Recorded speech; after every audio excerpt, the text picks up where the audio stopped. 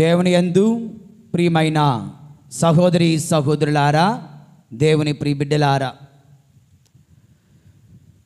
నేడు మనందరము కథోలికులుగా మరియమాత మోక్షారోపణ మహోత్సవాన్ని మనము కొనియాడుతూ ఉన్నాం. అదేవిధముగా మన భారతదేశ స్వతంత్ర దినోత్సవాన్ని కొనియాడుతూ ఉన్నాం. ఈ రెండు పండగల శుభాకాంక్షలు, శుభాశీస్సులు మీ అందరికీ అందిస్తూ ఈనాటి వాక్యమును ధ్యానింప మేము ప్రేమతో ఆహ్వానిస్తూ ఉన్నాను. ఈరోజు ఆదివారం కాదు కదా, కానీ మనందరం ప్రభుని సన్నిధిలో గుమికూడాం. ఎందుకని? Why did you come to church today? ఈరోజు దేవాలయానికి ఎందుకు వెళ్తున్నారు అని ఎవరైనా అడగవచ్చు మిమ్మల్ని. మీ ఇంటి దగ్గర రోజు చుట్టాలు పట్టాలు ఇరుగు పొరుగు వారు ఉంటారు కదా. మనం తలుపేస్తుంటే ఏదో ఎక్కడో చెప్తారు కదా. ఒకప్పుడు ఇప్పుడు సీసీ కెమెరాలు వచ్చాయి రోడ్ల మీద. ఒకప్పుడు సీసీ కెమెరాలు ఎవరో పక్కింటి వాళ్ళు, ఎదిరింటి వాళ్ళే కదా. సో కొన్ని సీసీ కెమెరాలు ఉన్నటువంటి ఇరుగు పొరుగు వారు లాంటి వారు అడగొచ్చు, ఏమని? అదేంటి, ఎక్కడికి వెళ్తున్నారు ఈరోజు? ఈరోజు చర్చికి వెళ్తున్నాం. ఈరోజు చర్చికి వెళ్ళడం ఏంటి? ఈరోజు ఆదివారం కాదు కదా. వాళ్ళకు కూడా తెలుసు మనం ఆదివారం మాత్రం వెళ్తామని. ఓకే, దేవుని యందు ప్రియులారా, కరెక్టే, ఆదివారం కాదు. అయినప్పటికీ కూడా ఈ రోజున మనము ప్రభుని సన్నిధిలో గుమ్ముకూడుతున్నాము అంటే ఈ రోజున ఒక గొప్ప అప్పు పండగను, ముఖ్యమైన పండగను మనము కొనియాడుతూ ఉన్నాం. దేవుని యందు ప్రియులారా, ఇతర క్రైస్తవులకు లేని, ఇతర క్రైస్తవ సంఘాలకు లేని విశ్వాసమును ఈరోజు మనం కొనియాడుతున్నాం. వారు నమ్మని, వారు అంగీకరించని విశ్వాస సత్యమును ఈరోజు మనము కొనియాడుతూ ప్రకటిస్తూ ఉన్నాము. దేవుని యందు ప్రియమైన సహోదరి సహోదరులారా, ఏంటది? నిజానికి కథోలికుల్లో మనలో చాలామందికి ఇదేంటో తెలియదు. వారు అర్థం చేసుకోరు, వారు గ్రహించరు, అజ్ఞానంలోనే ఉంటున్నారు. వాళ్ళకి అజ్ఞానంలో ఉండడమే చాలా హ్యాపీ. ప్రభు అంటున్న వాక్యం చెప్తుంది కదా, కొంతమంది చీకటిలో ఉంటున్నారు, వారు వెలుగును ఆశ్రయించడం లేదు. ఎందుకు వచ్చిన గొడవ? వెలుగైతే వెలుగులో మనం మంచి పనులు చేయాలి. చీకటిలో ఉంటే మంచి పనులు చేయాల్సిన అవసరం లేదు.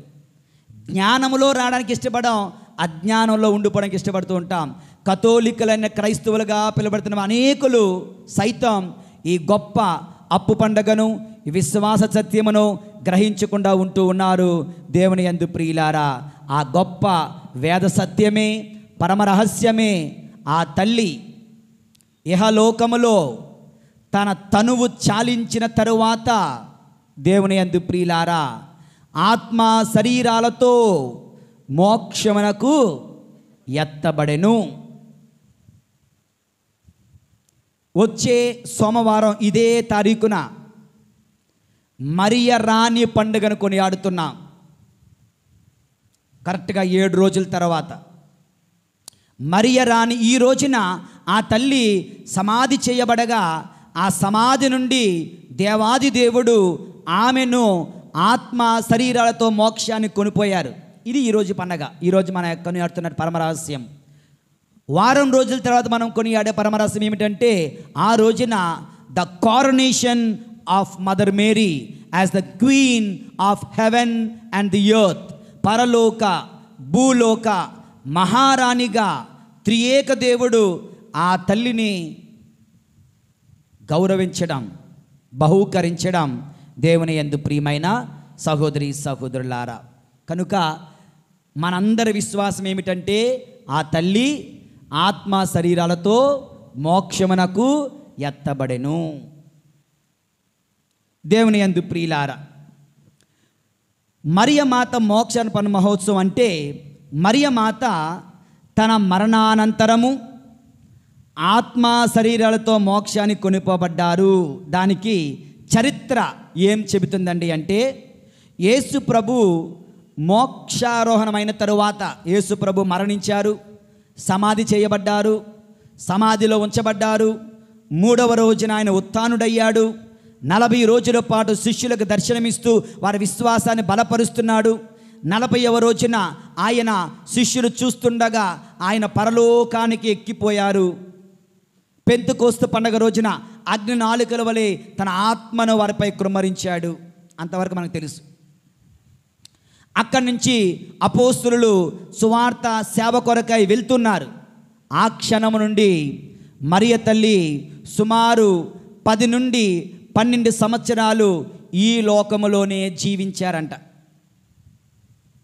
ఓకే, ఈ లోకంలో జీవిస్తూ ఆమె ఏం చేసేవారు అంటే జపమాల జపించేవారు. జపమాల అంటే ఏంటి? యేసు ప్రభుని పరమ రహస్యములను ధ్యానించడం. ఆ తల్లి ఏం చేసేవారంటే యేసు ప్రభు గాబ్రియేలు సన్మంచుకుడు ఎక్కడైతే ఆవిడకు శుభ సమాచారం చెప్పారో అక్కడికి వెళ్ళి ఆమె ధ్యానిస్తూ ఉండేదంట. యేసు ప్రభు ఎక్కడైతే పుట్టాడో అక్కడికి వెళ్ళి ఆమె భక్తితో తన కుమారుణ్ణి గుర్తు చేసుకుంటూ ధ్యానిస్తూ ఉండేదంట. యేసు ప్రభు ఎక్కడైతే జ్ఞానస్నానం పొందాడో, యేసు ప్రభు ఎక్కడైతే అద్భుతాలు చేశాడో, యేసు ప్రభు ఎక్కడ దివ్య రూపధారణ ధరించాడో, ఇలా ఆ 12 సంవత్సరాలు ఆమె చేసిన పని ఏమిటంటే కాంటంప్లేషన్, మెడిటేషన్. మనం చేసే జపమాల ప్రార్థన కూడా it's a contemplative prayer, not just vocal prayer. జపమాల అంటే నోటితో మాత్రం చెప్పేది కాదు.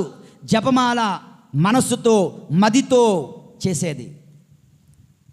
గాబ్రియేలు సన్మంచుకుడు దేవమాతకు మంగళవార్త చెప్పుటను గురించి ధ్యానించుదుముగాక అంటే దిక్కులు చూస్తూ ఏదో పని చేసుకుంటూ కాదు, కళ్ళు మూసుకొని మంగళవార్త జపం జపిస్తూ అక్కడ జరిగిన సంఘటనను గుర్తు చేసుకోవడం, ధ్యానించడం. మరియ తల్లి ఆ విధంగా చేస్తూ దేవుని యందు ప్రియులారా కాలము వచ్చినప్పుడు గాబ్రియేలు దేవదూత మరియ తల్లి దగ్గరికి వచ్చి, అమ్మా, ఇక నీ కుమారుడు నిన్ను పిలుస్తున్నాడు, నీ మరణ సమయం ఆసన్నమయ్యింది అని చెప్పారట. అమ్మ సిద్ధపడ్డారు. అందరిలాగే మరియ తల్లి కూడా మరణించారు. అది అందరి వలె చట్టమునకు లోబడడం. అందరి వలె ఆమె కూడా మరణించారు. అందరి వలె అపోస్తలులందరూ వచ్చి ఆమె కొరకు వెక్కి వెక్కి ఏడుస్తూ ఆమెను సమాధిలో ఉంచారు. భక్తితో ఆ సమాధి దగ్గరే కూర్చొని ప్రార్థిస్తున్నారు, విలపిస్తున్నారు తల్లి కొరకు దేవుని యందు ప్రియులారా.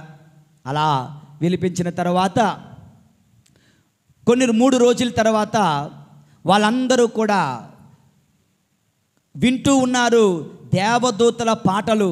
ఆ స్థలంలో దేవదూతల స్తుతిగానాలు వాళ్ళు విన్నారు. ఆ పవిత్ర స్థలం అంతా కూడా చక్కనటువంటి సుగంధముతో, మంచి సువాసనతో నిండిపోయిందంట. వాళ్ళకి అర్థమవుతుంది కుమారుడే యేసు ప్రభువే తన దూతలతో దిగి వచ్చి తన తల్లిని తీసుకుని వెళ్తున్నాడు అని. అవునా కదా? కరెక్ట్. యేసు ప్రభు చెప్పారు కదా, నేను మీకంటే ముందుగా వెళ్తున్నాను. ఎందుకొరకు? నా తండ్రి గృహమున అనేక నివాస స్థలములు కలవు.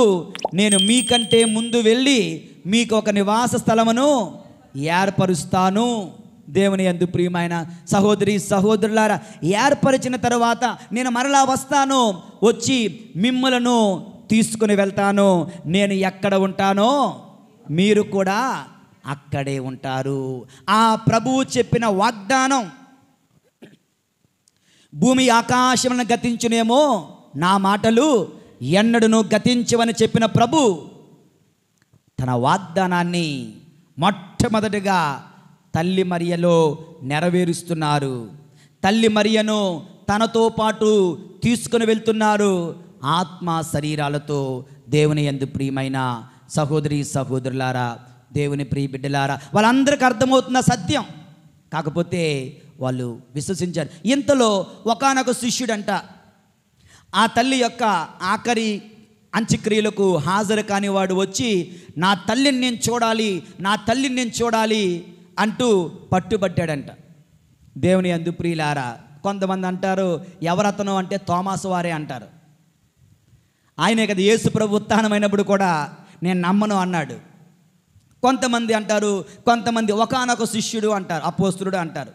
ఆ అపోస్తులుడు కోసం సమాధిని వారు మరలా తెరవడం జరిగింది, ఆ తల్లిని చూసుకోవడం కోసం. కొన్ని వారం రోజుల్లోనే చూసేసరికి అక్కడ వారు అద్భుతాన్ని చూశారంట. ఆమె శరీరం అక్కడ లేదు.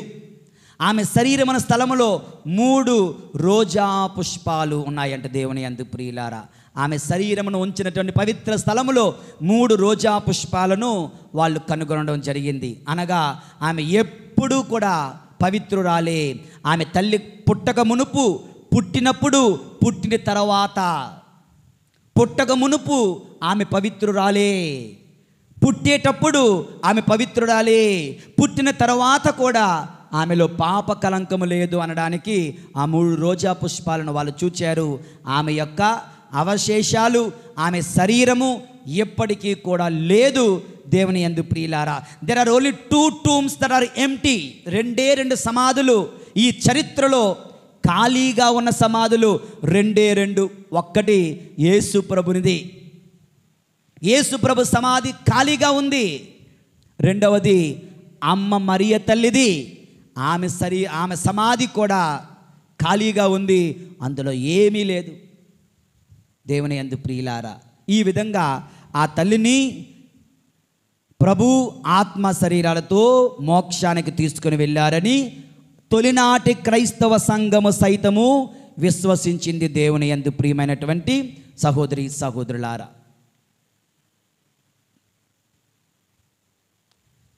వాళ్ళు మాత్రమే కాదు, ఇట్స్ ఏ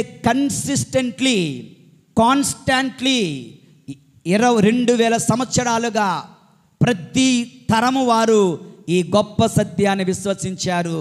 కనుకనే 1950వ సంవత్సరములో నవంబర్ 1వ తారీఖున పోప్ పయస్ ద 12వ భక్తినాథ పాపు గారు తను రాసినటువంటి అధికారిక పత్రములో మరియ తల్లి ఆత్మ శరీరతో ఎత్తబడ్డారు, ఇది అందరూ విశ్వసించి తీరాలి అని చెప్పడం జరిగింది. దేవుని యందు ప్రియమైనటువంటి సహోదరి సహోదరులారా, దేవుని ప్రియబిడ్డలారా, ఇప్పుడు కొంతమంది పునీతులు చెప్పినటువంటి మాటలను చూద్దాం. చరిత్ర చెబుతున్నటువంటి పునీతులు చెబుతున్నటువంటి సాక్ష్యాలు. మొట్టమొదటిగా జాన్ డమాసిన్ అనే పునీతుడు అంటున్నాడు. నా తర్వాత చెప్పండి, మీకు కూడా చక్కగా గుర్తుంటుంది. లేదంటే ఒకసారి వినమంటే సరిగ్గా వినరు. నా తర్వాత చెప్పండి మీరు. ఆయన చెప్తున్న మాటలు, దైవ కుమారునికి అందరూ గట్టిగా ఉత్తేజంగా, దైవ కుమారునికి జన్మనిచ్చినప్పుడు కన్యత్వము పోకుండా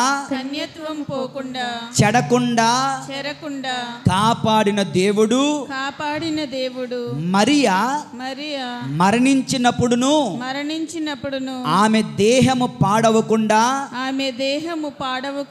కాపాడడం ఉత్థానము చేయడం సమంజసమే. అర్థవుతుందా దేవుని యందు ప్రియులారా? ఆ మరియ తల్లి పుడుతున్నప్పుడు అందరికీ జన్మ పాపం ఉంది, ఆ తల్లికి మాత్రం జన్మ పాపము లేకుండా కాపాడాడు కదా. ఎందుకోసం కాపాడాడు? అంతగా కాపాడి ఆమె శరీరాన్ని ఆ భూమిలో మట్టిలో కుళ్ళుపోనిస్తాడా? ఇంపాసిబుల్. ఎప్పటికీ కూడా ఆమె శరీరాన్ని కుళ్ళుపోనివ్వడు, ఈ మట్టిలో కలిసిపోనివ్వడు. ఎందుకంటే ఆమె దేహం పవిత్రమైన దేవుని మందసం. దేవుని యందు ప్రియులారా, మన విచారంలోనే అనుకుంటాను, ఎవరికో ఒకరి దగ్గర ఒక కారు ఉన్నది, పాత కారు. సరదాగా అడిగాను, ఇంకో కారు ఉంది కదా మీకు? ఉన్నది. మరి పాత కారు అమ్మేయచ్చు కదా. అమ్మమ్మ అది అమ్మం. ఎందుకని? అది సెంటిమెంట్, అది గుర్తుగా.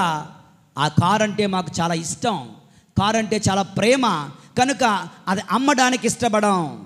దేవుని యందు ప్రియులారా, ఆఫ్టర్ ఆల్ ఒక వస్తువు అంటే ప్రేమ ఉన్నప్పుడు దానిని మనం వదులుకోవడానికి ఇష్టపడడం లేదు, అవునా? అమ్మేయడానికి, వేరొకరి చేతిలోకి వెళ్ళిపోవడానికి ఇష్టపడడం లేదు. ఒక వస్తువు, ఒక కారు ఇతరుల చేతిలోకి వెళ్ళిపోవడానికి ఇష్టపడటం లేదే. మరి దేవాది దేవుడు, దైవ కుమారుడు ఆ తల్లి గర్భములో నవమాసాలు ఉంటూ ఆ తల్లి చనుబాల నుంచి తన యొక్క పాలన స్వీకరిస్తూ శక్తిని పొందుకుంటూ జీవాన్ని పొందుకున్నటువంటి ఆ దేవాది దేవుడు ఆ పవిత్రమైనటువంటి తల్లి శరీరాన్ని సాతాను చేతిలో, మట్టి చేతిలో, మట్టికి అప్పజెపుతాడా? ప్రియమైన సహోదరి సహోదరులారా, మరొక ఉదాహరణ. 2012వ సంవత్సరంలో ఒకనొక విచారంలో పనిచేస్తున్నాను. వాళ్ళు కొంచెం ధనవంతులు, 2-3 ఇల్లులు ఉన్నాయి. వాళ్ళు 3 అంతస్తుల ఇల్లు, వాళ్ళు 3వ అంతస్తులో ఉంటారు. కింద 2 అంతస్తులు ఖాళీగా ఉంటాయి, అద్దెకిచ్చారు. ఒకరోజు సడన్గా ఆయన నా దగ్గరికి వచ్చాడు. ఫాదర్ గారండి, ఇదిగో మా ఇంటి అడ్రస్, నా ఫోన్ నెంబర్. నాకెందుకు ఇస్తున్నారు? మా ఇల్లు ఖాళీ అయింది, శుభ్రంగా క్లీన్ చేసి అన్నీ పెట్టుకున్నాం, టూలెట్ బోర్డు పెడుతున్నాం. మీ దగ్గరికి ఎవరైనా వస్తారు కదా, మేము హైదరాబాద్ నుంచి వచ్చాం, బెంగళూరు నుంచి వచ్చాం, మేము ఒక ఇల్లు చూసుకుంటున్నాం ఫాదర్ గారండి అని అంటారు కదా. అప్పుడు వాళ్ళు క్రైస్తవులైతే, వాళ్ళు కథోలికులైతే మీరు చెప్పండి, వాళ్ళకి ఇల్లు ఇస్తాం. అదేంటి కథోలికులకి ఎందుకు ఇవ్వాలి? ఎవరికైనా ఇవ్వచ్చు కదా. అమ్మమ్మో, ఎవరికైతే వాళ్ళకి ఇవ్వలేమండి, వాళ్ళు పాడు చేసేస్తారు, ఇల్లు పాడు చేసేస్తారు, భయం. ఆఫ్టర్ ఆల్ వారు కట్టుకున్న ఇల్లు ఎవరికి పడితే వాళ్ళ చేతిలో పెట్టరంట, ఇల్లు పాడైపోద్దని. దేవుని యందు ప్రియులారా, ఒక కారు మీద అంత మమకారం, ఒక ఇల్లు మీద అంత మమకారం ఉన్నప్పుడు యేసయ్యకు ఆ తల్లి దేహము పై మమకారం ఉండదా? ఆ తల్లి దేహము దేవాలయం కాదా? ఆ తల్లి దేహము దివ్య మందసము కాదా? ఆ తల్లి దేహము పవిత్రమైనది కాదా? అది మట్టిలో కలిసిపోనిస్తాడా? కనుక ఆ తల్లి తప్పనిసరిగా, ఆ తల్లి దేహము ఉత్థానమవ్వడం, ఆ తల్లి దేహముతో మోక్షానికి వెళ్ళడం అది సమంజసమే. జాన్ డమాసిన్ అనే పునీతుడు చెప్తున్నాడు. దేవుని యందు ప్రియమైన సహోదరి సహోదరులారా, ఆయనే చెప్తున్న మరొక మాట చెప్పన్న తర్వాత, సృష్టికర్తకు తన దేహాన్ని నివాసముగా ఇచ్చిన మరియకు ఆ సృష్టికర్త తనతో నివాసము ఏర్పరచడం సమంజసమే. అర్థమైందా? అందరూ కొంచెం గట్టిగా చెప్పొచ్చు కదా. నా ఒక్కడు గొంతుకి మీ అందరి గొంతుకుల కన్నా ఎక్కువగా ఉంది అంటే మీకు మైక్ ఉన్నదండి అని. ఓకే, నాకు మైక్ ఉంది కానీ ఒక్క గొంతుకే. మీకు మైక్ లేదు కానీ 500-300 గొంతుకులు ఉన్నాయి ఇక్కడ, అవునా కదా? మరొకసారి, సృష్టికర్తకు తన దేహాన్ని నివాసముగా ఇచ్చిన మరియకు ఆ సృష్టికర్త తనతో నివాసము ఏర్పరచడం సమంజసమే. ఒకరోజు నేను మీ ఇంటికి వచ్చా, నువ్వు నాకు మంచినీళ్ళు ఇచ్చావు. ఓకే, నువ్వు నా ఇంటికి వచ్చావు, నేను నీకు మంచినీళ్ళు ఇస్తాను, అంతే కదా?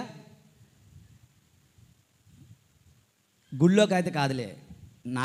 ఓకే, దేవుని మీరు ఎప్పుడు ఇచ్చారండి? మీరు రోజు వస్తున్నాం కదా అంటే మీరు గుడికి వస్తున్నారు, నా ఇంటికి రావట్లేదు.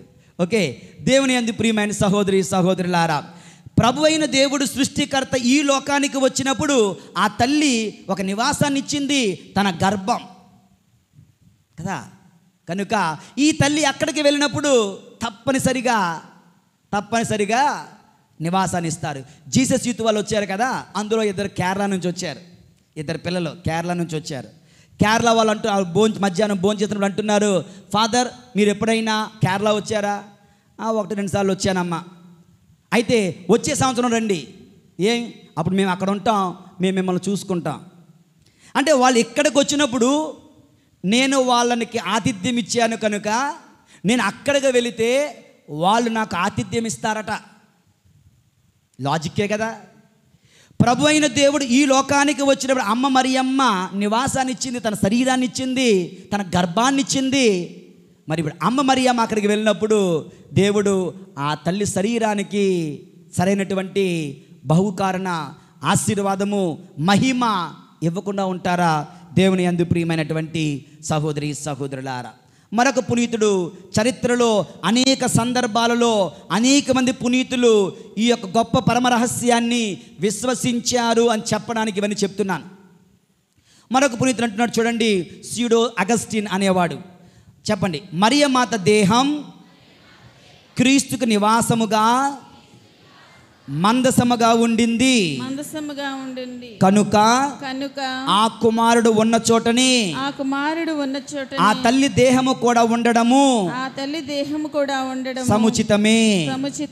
ఏ దేహము నుండి క్రీస్తు తన దేహాన్ని చేకొన్నాడో ఆ పునీత దేహము ప్రాణము విడిచాక కుళ్ళిపోయి మట్టిలో కలిసిపోతుంది అంటే నమ్మబుద్ధి కావడం లేదు.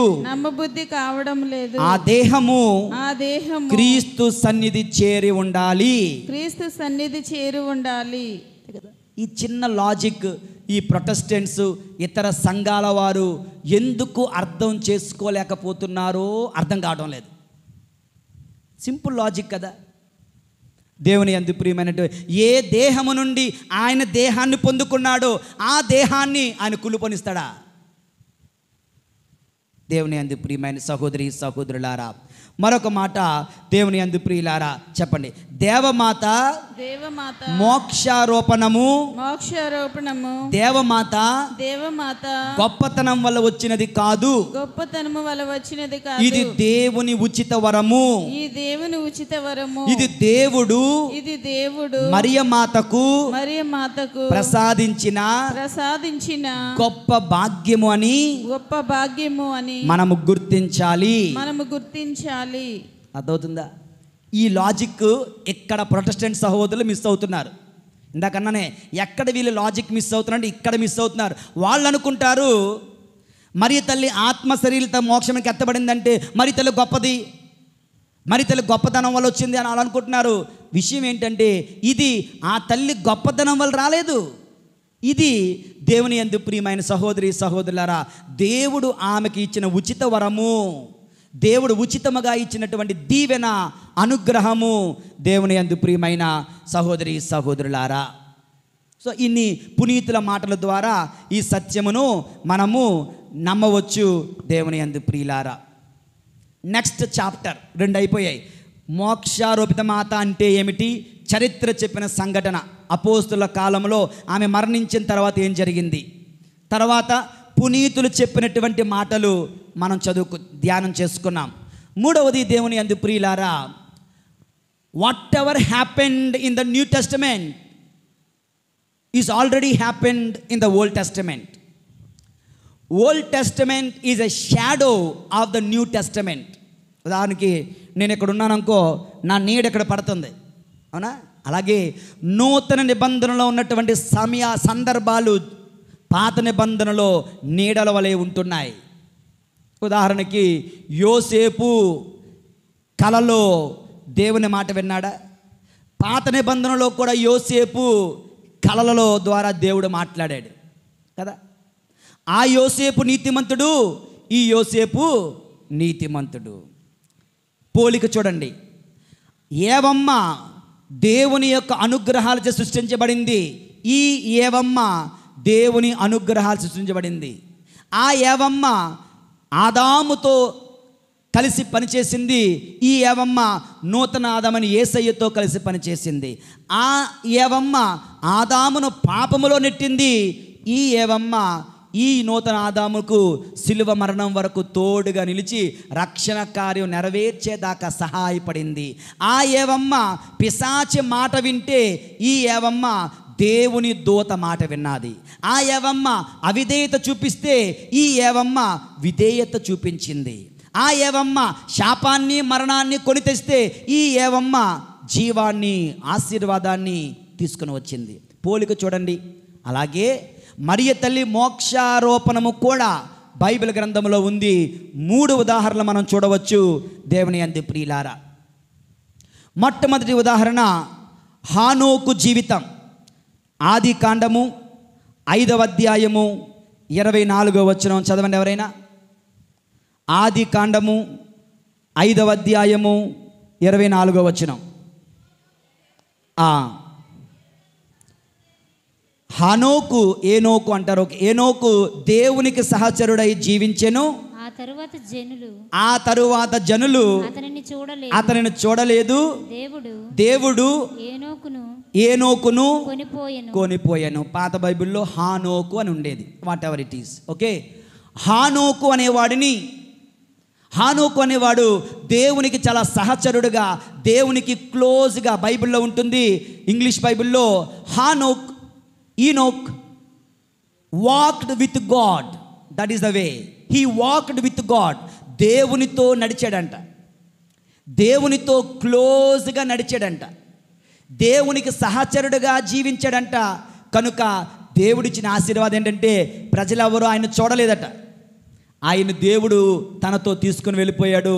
ఆయన మరణించలేదు, శరీరముతో తీసుకుని వెళ్ళిపోయాడు. ఎందుకు తీసుకుని వెళ్ళాడు అంటే భవిష్యత్తులో ఒకానొక స్త్రీమూర్తిని ఈయన వలె నేను తీసుకోబోతున్నాను. అది మీరు నమ్మాలంటే ఇది ఇక్కడ రాయబడాలి.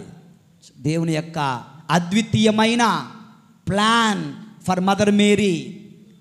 నిజానికి అది హానోకు మీద ప్రేమ మాత్రమే కాదు, భవిష్యత్తులో ఆయన ఏమి చేయబోతున్నాడో అది మీరు నమ్మాలి అంటే మనందరికీ ఒక ఉదాహరణ ఉండాలి. కనుక ముందుగానే అది అక్కడ పెడుతున్నాడు దేవుని యందు ప్రియమైన సహోదరి సహోదరుల. ఇది హానోకును దేవుడు ఏ విధముగా అయితే తనతో తీసుకుని వెళ్ళిపోయాడో మరియ తల్లిని కూడా దేవుడు తనతో తీసుకుని వెళ్ళాడు. ఓకే, నెక్స్ట్ రెండవ ఉదాహరణ ద్వితీయోపదేశ కాండము 34వ అధ్యాయము 5వ వచనం. ద్వితీయోపదేశ కాండము 34వ అధ్యాయము 5వ వచనం. ప్రభువు నిర్ణయించినట్లే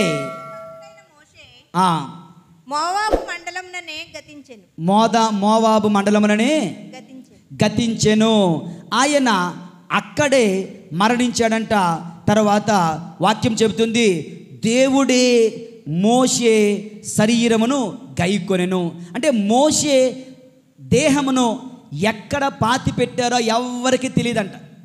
దేవుడే ఆయన శరీరాన్ని తీసుకుని వెళ్ళిపోయారంట. దేవుడు హానోకు శరీరమును ఎలాగైతే తీసుకుని వెళ్ళిపోయాడో, దేవుడు మోషే శరీరముతో ఎలాగైతే తీసుకుని వెళ్ళిపోయాడో, మరియ తల్లిని కూడా ఆత్మ శరీరాలతో అలాగ గైకొన్నాడు దేవుని యందు ప్రియులారా. మరి ఒక ఉదాహరణ రాజుల 2వ గ్రంథము 2వ అధ్యాయము 1వ వచనం. రాజుల 2వ గ్రంథము 2వ అధ్యాయము 1వ వచనం.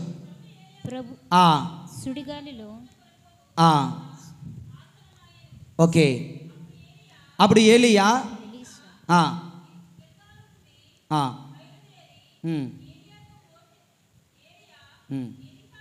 ఎలీషాతో ఇచ్చట ఆగుము. ఇక్కడ దేవుని యందు ప్రియమైనటువంటి సహోదరి తర్వాత వచనాల్లో, క్రిందన వచనాల్లో మనం చూస్తున్నాం, దేవుడు అగ్నిరథమును పంపించి ఏలియా ప్రవక్తను ఆత్మ శరీరాలతో పరలోకాన్ని కొనిపోతున్నాడు. హానోకును కొనిపోయినట్లుగా, మోషేను కొనిపోయినట్లుగా, ఏలియాను కొనిపోయినట్లుగా దేవాది దేవుడు మరియ తల్లిని కూడా ఆయన పరలోకానికి కొనిపోయాడంట.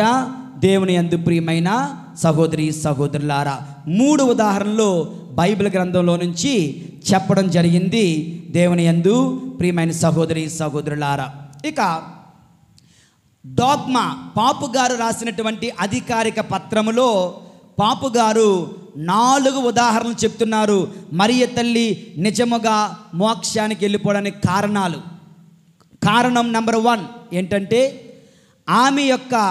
ఆమెకు జన్మ పాపము లేదు కనుక ఆమె శరీరము మట్టిలో కుళ్ళిపోవడం అన్నది జరగదు. ఉదాహరణకి అంతోని వారు, పాదువాపుర అంతోని వారు ఇదే రోజున పుట్టారని చెప్పాను కదా.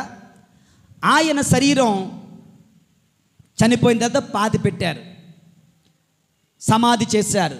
తర్వాత తీసి చూస్తే శరీరం అంతా కుళ్ళిపోయింది, నాలిక మాత్రం కుళ్ళిపోలేదు, సజీవంగా ఎర్రగా ఇప్పటికీ అలాగే ఉంది.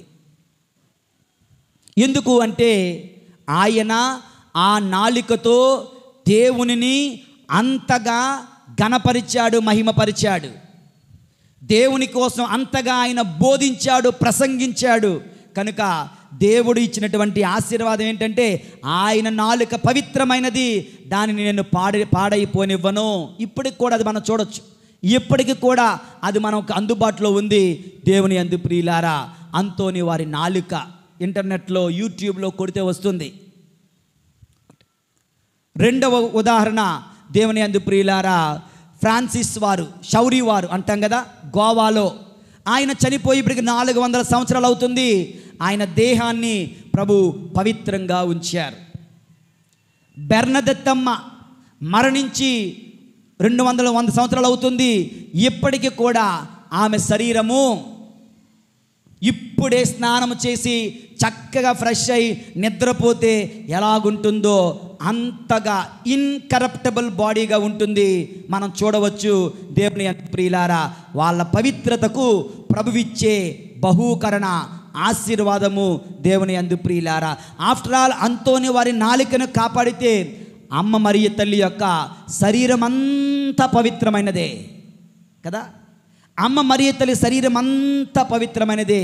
ఆమె దేహము దేవుని ఆలయము కనుక అది ఆమె ప్రభు ఆ యొక్క దేహమును తనతో కొనిపోతున్నాడు, మట్టిలో పాడైనవ్వడం లేదు.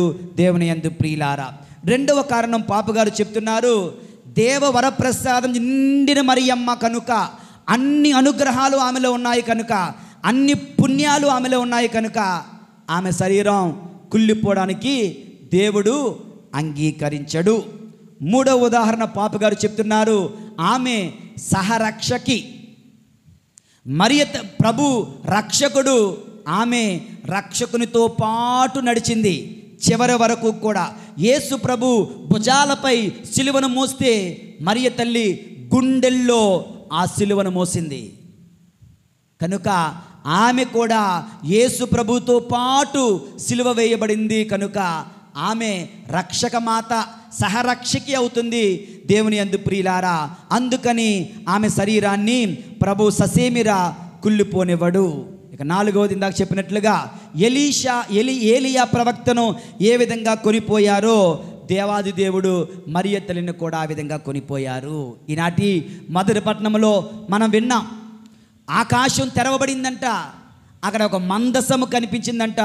దేవుని యందు ప్రియులారా, ఆ మందసము మరెవరో కాదు, మరియ తల్లే.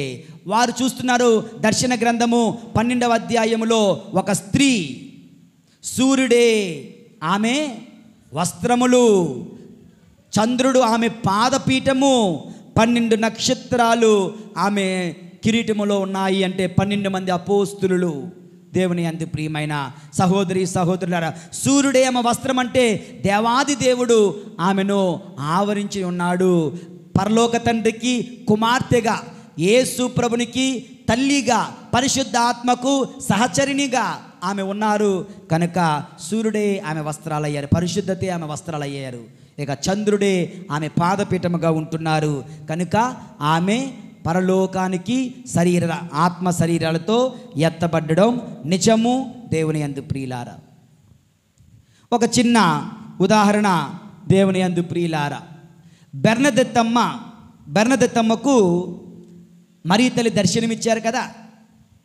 ఇక పాపు గారు, బిషప్ గారు, గురువులందరూ కలిసి ఆమెను కూర్చోబెట్టి ఆమె చుట్టూ కూడా ఉంది ఫోటోలు అందిస్తున్నారంట. ఏం ఫోటోలు? నువ్వు చూచింది ఈ తల్లినేనా? ఎవరెవరు వేసిందంటే పెద్ద పెద్ద ఆర్టిస్టులు మరియ తల్లి బొమ్మలు గీయగా, మురిల్లో అనేవాడు, డావిన్సీ అనేవాడు, రఫాయెల్ అనే గొప్ప ప్రపంచ ప్రఖ్యాత ఆర్టిస్టులు మరియ తల్లి బొమ్మను ఎంతో అందంగా గీస్తే ఆ బొమ్మలు చూపిస్తుంటే మరి ఆ యొక్క బెర్నదెత్తమ్మ ఏమన్నారో తెలుసా? నేను చూచిన అందము ఎదుట ఈ బొమ్మలు, ఈ చిత్రాలు ఎందుకు పనికిరావు ఆడంటున్నారు. Mother, why do they minimize your beauty? ఆ మాట్లాడతాం ఏంటో తెలుసా? అమ్మా, ఎందుకు వీళ్ళు నీ అందాన్ని తగ్గించి బొమ్మ గీస్తున్నారు? ఎందుకంటే ఆ తల్లి బెర్నదెత్త అనే బాలిక మరియ తల్లిని చూచింది కన్నులారా. ఆమె చూచిన స్త్రీమూర్తి అందము ముందట ఈ బొమ్మలు ఏమీ పనికిరావంట. వీటికన్నా ఎంతో పవిత్రంగా అందముగా ఆ మరియ తల్లి ఉన్నారంట. దేవుని యందు ప్రియమైన సహోదరి సహోదరులారా, మరి ఈ పండగ రోజున దేవుడు నీకు నాకు ఇస్తున్నటువంటి సందేశం ఏమిటి? What is the message?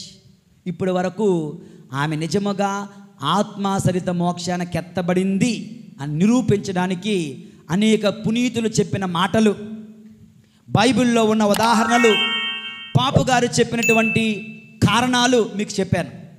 పునీతుల మాటలు, బైబిల్ గ్రంథంలో ఉన్నటువంటి ఉదాహరణలు, పాపు గారు ఇచ్చినటువంటి కారణాలు కదా. మరి ఇప్పుడు మనకు దేవుడు ఇస్తున్న సందేశం ఏమిటి అంటే, దేవుని యందు ప్రియమైన సహోదరి సహోదరులారా, ఈ ఆత్మ దేవునికి ముఖ్యమే, ఈ శరీరము కూడా దేవునికి ముఖ్యమే.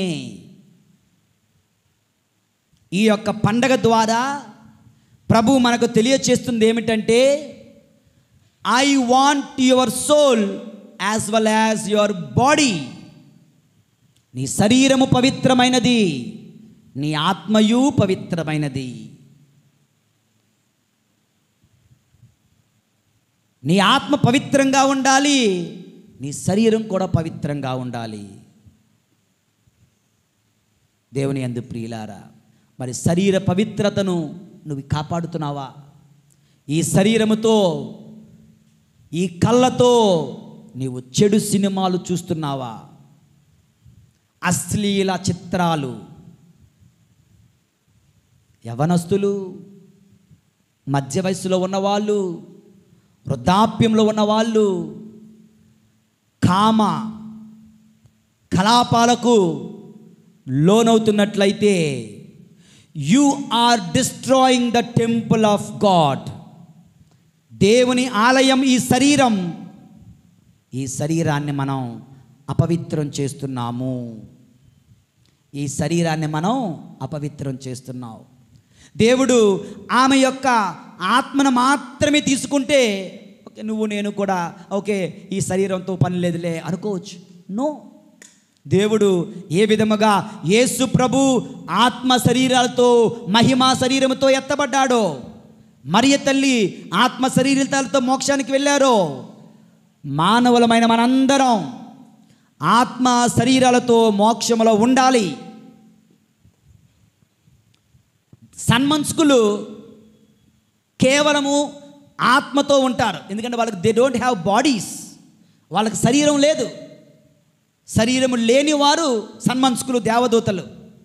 శరీరం ఉన్నవాళ్ళు మానవులు, మానవ జాతి. దేవుడు మనలను ఆత్మ శరీరాలతో సృష్టించాడు కనుక అదే దేవుడు మనలను అదే ఆత్మ శరీరాలతో మోక్షములో ఉండమంటున్నాడు. దేవుని యందు ప్రియులారా, కనుక శరీరమును పవిత్రంగా చూసుకుందా. ఈ లోకరీత్యా అది అందంగా ఉండకపోయినా పర్వాలే. చాలామంది అంటారు, ఏ నల్లగైపోయావు, నల్లగైపోతే సమస్య ఏంటి? No problem. శరీరము నల్లగా అయిపోయినా పర్వాలే, కానీ పవిత్రంగా ఉండాలి, నిర్మలముగా ఉండాలి. ఆ శరీరంలో పాపము నివసించకూడదు, ఆ శరీరములో పాపములు ఉండకూడదు. దేవుని యందు ప్రియమైన సహోదరి సహోదరుల, దేవుని సన్నిధిలో ఉంటూ ఈ శరీరముతో ఆత్మతో మనము కోపము, అసూయ, ద్వేషము, పగ, కామముతో జీవిస్తున్నట్లయితే ఈ రోజున ఈ పండుగ నిన్ను నన్ను కోరుతుంది. పవిత్రంగా జీవించాలి, ఈ శరీరాన్ని పవిత్రంగా ఉంచుకోవాలి, శరీరాన్ని పవిత్రంగా చూచుకోవాలి. దేవుడు మనల్ని లెక్కడుగుతాడు అన్నటువంటి గొప్ప సత్యం మనకు అర్థమవుతుంది. ఇది జీవిత పాఠం ప్రభు మనకు నేర్పుతున్నారు. రెండవది, దేవుని యందు ప్రియులారా, ఈ పండుగ ద్వారా the Lord is setting a goal for us. ఒకడు ఒక రోడ్డు దారి తప్పాడంట. 4 రోడ్ల దగ్గరికి వెళ్ళాడు, అటు ఇటు తిరుగుతూ ఉన్నాడు. తిరుగుతుంటే ఆ యొక్క ట్రాఫిక్ పోలీస్ వచ్చి, నాయనా నువ్వు ఎక్కడికి వెళ్ళాలి అంటే, ఏమో తెలియదండి, ఎక్కడికి వెళ్ళాలో తెలియడం లేదు అన్నాడు. అయితే నువ్వు ఎలాగెళ్ళినా పర్వాలేదు, నువ్వు ఎక్కడికి వెళ్ళాలో నీకు తెలిస్తే నువ్వు చెప్పు, నేను దారి చూపిస్తా. ఈ రోడ్లో వెళ్ళాలా, ఈ రోడ్లో వెళ్ళాలా. There are people living without destiny.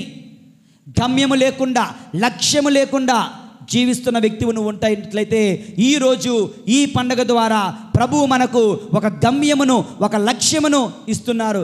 ఏంటా గమ్యము, ఏంటా లక్ష్యము అంటే నీవు నేను కూడా మరియ తల్లి వలె ఒకానొక రోజున ఈ ఆత్మతో, ఈ శరీరముతో మోక్షములో ఉండాలి. ఇది మన గమ్యం, ఇది మన లక్ష్యం. కనుక ఈ శరీరమును, ఆత్మను పవిత్రంగా ఉంచుకుందాం. ఈ గమ్యమును చేరుటకు మనము సిద్ధముగా ఉందాం. దేవుని యందు ప్రియమైన సహోదరి సహోదరులారా, దీనితో ఈ ప్రసంగం ముగుస్తుంది. కానీ మరియ తల్లిని గౌరవించే ఒక 3 పద్ధతులు ఈ రోజున స్పిరిచువల్ ఎక్సర్సైజెస్, ఇది మీకు చాలా ఉపయోగం అనుకుంటున్నాను, తెలియచేస్తున్నాను. ఒకటి స్పిరిచువల్ ఎక్సర్సైజ్ నెంబర్ 1 ఏంటంటే, మీరు భోజనం చేసేటప్పుడు, ఒక పనిలోనికి వెళ్తున్నప్పుడు, డ్రైవింగ్ చేసేటప్పుడు, ఎగ్జామ్ రాస్తున్నప్పుడు, ఒక ఆట ఆడుతున్నప్పుడు, ఒక పరుగు పందెం చేస్తున్నప్పుడు, ఒక డాక్టర్ దగ్గరికి వెళ్తున్నప్పుడు, ఒక ఇంపార్టెంట్ మీటింగ్కి వెళ్తున్నప్పుడు, ఒక ఇంటిలో అడుగు పెడుతున్నప్పుడు, ఒక ఇంటి నుంచి బయటికి వెళ్తున్నప్పుడు, you can say a small prayer to Jesus through Mary. యేసు ప్రభునికి, మరియ తల్లికి ఒక చిన్న ప్రార్థన చేయడం అలవాటు చేసుకోండి. ఒక చిన్న ప్రార్థన, అమ్మా మరియ తల్లి, ఈ ప్రయాణములో నాకు తోడుగా నుండు. అమ్మా మరియ తల్లి, నీవు నీ కుమారుడు నాకు తోడుగా రండి. యేసయ్యా, నీ తల్లి నా కోసం చేసే ప్రార్థన తప్పక ఆలకించయ్యా. సే స్మాల్ ప్రేయర్. అనుదిన జీవితంలో అంటే అలా చేసిన అలవాటు చేసుకుంటే రోజులో నువ్వు ఒక 20 పనులు చేస్తే 20 సార్లు తల్లిని స్మరించుకునే అవకాశం, యేసయ్యను స్మరించుకునే అవకాశం దేవుని యందు ప్రియులారా. నెంబర్ 2, రెండవ ఎక్సర్సైజ్, మరియ తల్లి పరిశుద్ధ గీతాలు. మరియ తల్లి పరిశుద్ధ గీతాలు ఆలకించడానికి, జపమాలను వినడానికి. మనం జపమాలు చెప్తున్నాం, very good. At the same time rosary అని యూట్యూబ్లో కొడితే వాళ్ళు జపమాలు చెప్తూ ఉంటారు, అది ఇంట్లో పెట్టుకోవచ్చు. ఇది కూడా మరియ తల్లికి పట్ల సంగీతము, మరియ తల్లి పాటలు తరచుగా ఆలకిస్తూ మననము చేయండి, ధ్యానము చేయండి. ఈ విధముగా మనం మరియ తల్లికి దగ్గర కావచ్చు. Number 3, create your own Marian mantra. మరియ మాత స్తోత్రము నువ్వు తయారు చేసుకోవాలి. ఉదాహరణకు, Mary mother of God give me strength. Mary mother of Jesus come with me. Mary mother of Jesus, mother of God, I love you. Mary mother of Jesus, mother of God, I thank you. ఒక ఇల్లు కొనడానికి వెళ్తున్నప్పుడు, ఒక car కొనడానికి వెళ్తున్నప్పుడు, ఒక భూమి కొనడానికి వెళ్తున్నప్పుడు, ఒక ఉద్యోగానికి వెళ్తున్నప్పుడు, మేక్ ఏ మేరియన్ మంత్ర, స్తుతి ప్రార్థన, చిన్న ప్రార్థన మీరు తయారు చేసుకొని, అమ్మా మరియ తల్లి, దేవమాత, ఆరోగ్యమాత, నాకు ఆరోగ్యం దయచేయి. ఎవరైనా అనారోగ్యంతో ఉన్నట్లయితే ఈ మాట మీకు ఉపయోగపడుతుంది. ఆరోగ్యమాత, నాకు ఆరోగ్యం దయచేయి. నీ ఫ్రెండ్కి అనారోగ్యంగా ఉంటే, ఆరోగ్యమాత, నా స్నేహితునికి ఆరోగ్యం దయచేయి. ప్లీజ్ ఆఫ్ మీ రిమెంబర్స్, అర్థం చేసుకోండి. You pray. ఈ విధంగా ప్రార్థన చేసి ఆ మరియ తల్లికి మనము సొంతము కావచ్చు. దేవుని యందు ప్రియమైన సహోదరి సహోదరులారా, కనుక ఈ యొక్క ఉపదేశమును స్వీకరించి ఆ తల్లిని మరింతగా ప్రేమించి ఆ తల్లి చూపిన ఆదర్శములో నడుస్తూ పరలోక తండ్రికి ప్రియమైన బిడలుగా జీవిద్దాం. పరిశుద్ధుడైన దేవుడు మనల్ని దీవింతురుగాక. పితా, పుత్ర, పరిశుద్ధ ఆత్మ నామమున